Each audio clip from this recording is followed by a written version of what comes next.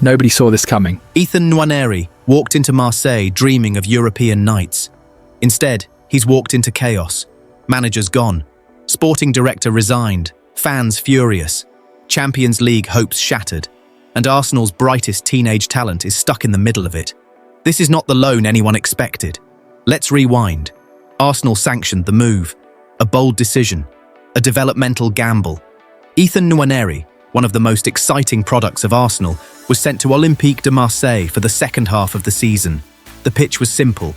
Big club, big stadium, big expectations. And under Roberto De Zerbi, the project looked exciting. It even started perfectly. Nwaneri scored on debut. Instant impact, instant headlines. But football can flip in a week. Marseille crashed out of Europe after a last-minute Benfica goal against Real Madrid denied them a playoff spot. Then came humiliation. A heavy defeat to Paris Saint-Germain. De Zerbi resigned. Just like that, the man who brought Nwaneri to the south of France was gone. And when the manager who champions you leaves, your position becomes fragile overnight. Arsenal boss Mikel Arteta stood firm. He said the move wasn't just about De Zerbi. It was about Marseille as a club, the environment, the experience. But what kind of environment is it now? Because what happened next was damaging. Interim boss Jacques Abardonado stepped in. Marseille led Strasbourg 2-0. Goals from Mason Greenwood, Amin Gouiri. Game controlled, crowd hopeful, then collapse. Sebastian Nanasi pulled one back. Joaquin Panicelli equalised from the penalty spot in the final minute. 2-2. Another blow, another crack in confidence. And Nwaneri. He stayed on the bench for the full 90 minutes. Bilal Nadir started in the number 10 role. When changes were needed, Himad Abdelli was chosen instead. For a teenage loanee trying to establish himself, that's a warning sign. Now add the off-field drama. Supporters reportedly attempted to storm the presidential suites at the Stade Velodrome. Security intervened.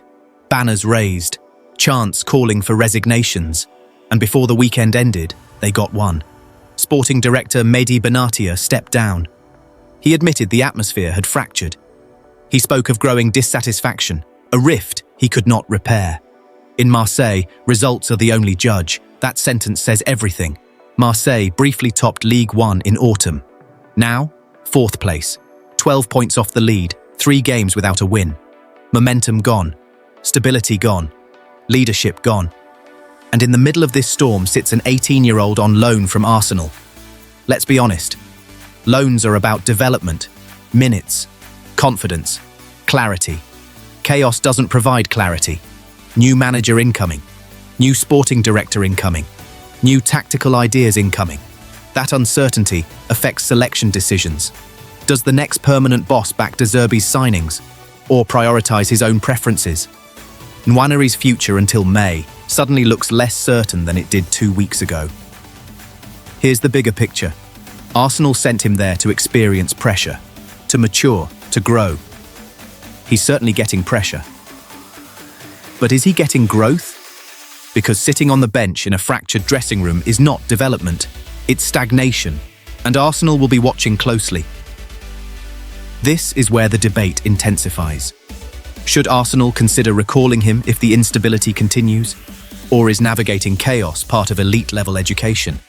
Some argue adversity builds resilience. Others argue young talents need structure, not disorder. And Marseille right now is disorder. There's also the tactical factor. Nwaneri thrives in fluid systems. Quick combinations, attacking freedom. De Zerbi offered that. Will the next manager? Former Marseille defender Habib Bey had been linked with the job, but Benatia's exit reportedly shifts the club's direction again. That means more delays, more uncertainty, more instability. For Marseille supporters, frustration is boiling.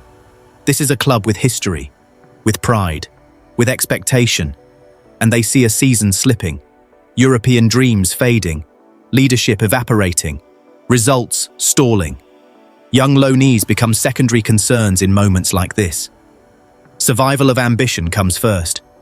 For Nwaneri, this is a defining chapter. Does he fight for minutes? Force his way into contention? Or get lost in transition?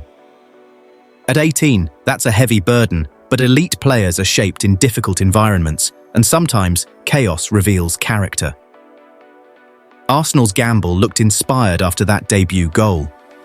Now it looks complicated. Arteta said Marseille as an environment would still be positive.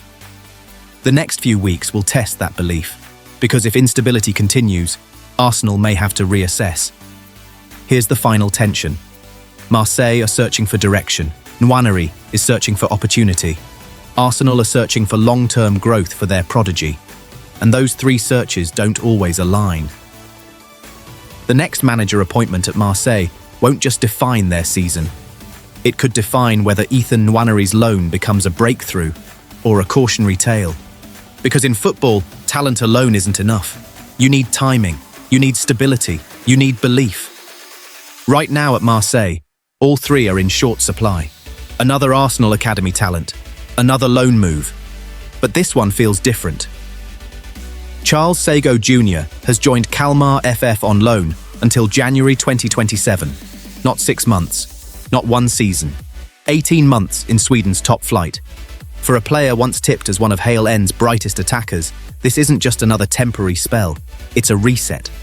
Arsenal confirmed the move, wishing the 21-year-old winger well as he joins newly promoted Kalmar FF. The message was clear: development, opportunity, regulatory processes pending, but the direction is set.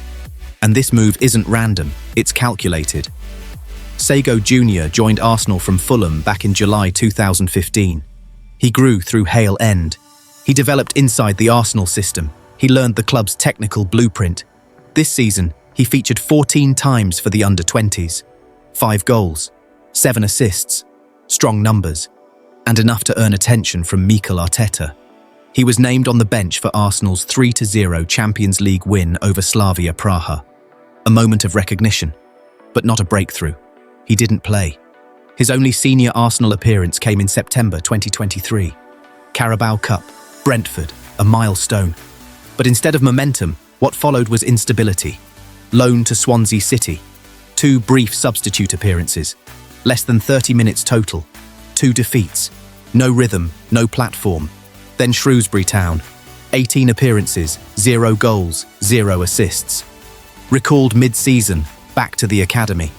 For a player judged on output, that sequence hurts.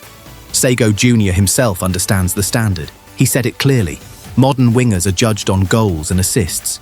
Beating a defender is no longer enough. Flair isn't enough. You must produce. He openly admitted that while individual skill matters, end product defines value. That awareness is important. It shows maturity.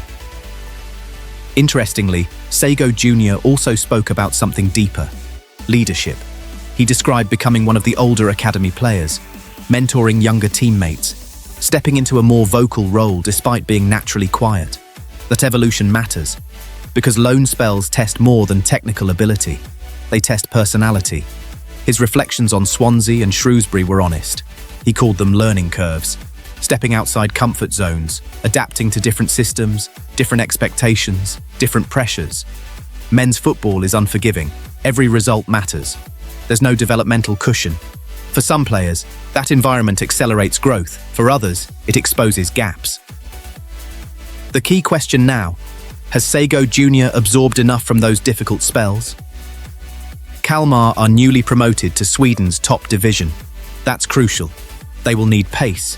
They will need creativity. They will need fearless attackers. Sagoe Jr. fits that profile. And importantly, this isn't a short-term emergency loan. This is a structured, long-term opportunity. 18 months gives him stability, consistent minutes, time to adapt, space to develop. That duration suggests belief. Let's be direct. At 21, you are no longer a promising kid. You are entering decision time. Either you force your way toward first-team consideration or drift toward permanent departure. This loan will clarify his trajectory. If he produces in Sweden goals, assists, consistency, Arsenal will notice. If not, the pathway narrows. Arsenal's first-team attack is stacked. Bukayo Saka, Gabriel Martinelli, Leandro Trossard. Minutes are scarce. So for Sagoe Jr., this isn't about immediate return. It's about proving he belongs at the level. And sometimes, You have to leave your comfort zone to accelerate growth. Sweden's top flight is physical but technical. It rewards direct wingers. It offers tactical structure without Premier League chaos. If Sagoe Jr can, improve decision-making, sharpen final delivery, add consistent output, he could rebuild his narrative. Because right now, his senior career reads as promise interrupted. Kalmar offers the chance to rewrite that. This isn't a glamorous headline move. It's not Real Madrid. It's not the Premier League spotlight. But sometimes, career-defining steps happen away from the noise. Charles Sagoe Jr has a point to prove, and for the first time in a while, he has real time to prove it. Sweden won't guarantee success, but it guarantees opportunity. Now it's about execution.